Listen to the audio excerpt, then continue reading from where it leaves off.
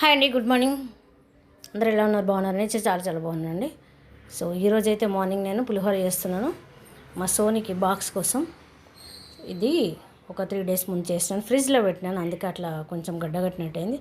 So వేడన్నం చేస్తే Friday కదా ఇవాళ, అందుకోసమని కొంచెం పసుపు ఉప్పు ఆయిల్ వేసి రైస్ పెట్టినాను. ఇట్లా పసుపు అన్నం వండేసుకున్నాను అనమాట.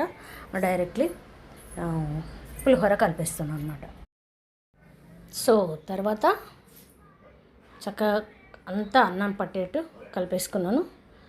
సో అప్పుడప్పుడు నేను ఇట్లా ఫ్రైడే రోజు పులిహోర చేస్తూ ఉంటాను అనమాట.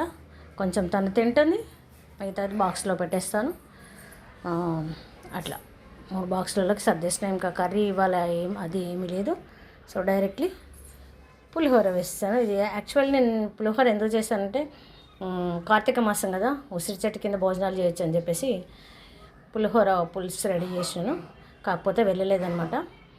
అంతకుముందే కార్తీక మాసంలో మేము కాళేశ్వరంలో చేసి వచ్చేసాం కదా భోజనాలు, అందుకోసమని అట్లా వెళ్ళలేదన్నమాట. ఇంకా ఇవాళైతే మా సోనికి సరిపోయింది.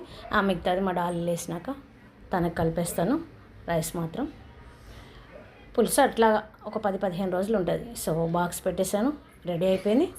మన సోని వెళ్తుంది ఇవాళ కాలేజీకి. 5 days నుంచి వెళ్ళలేదు. ఇంకా కొంచెం జలుబు దగ్గు అది ఉండే, జ్వరం ఫీవర్ ఉంటే 5 days రెస్ట్ తీసుకుంది. ఇవాళ అయితే వెళ్తుంది.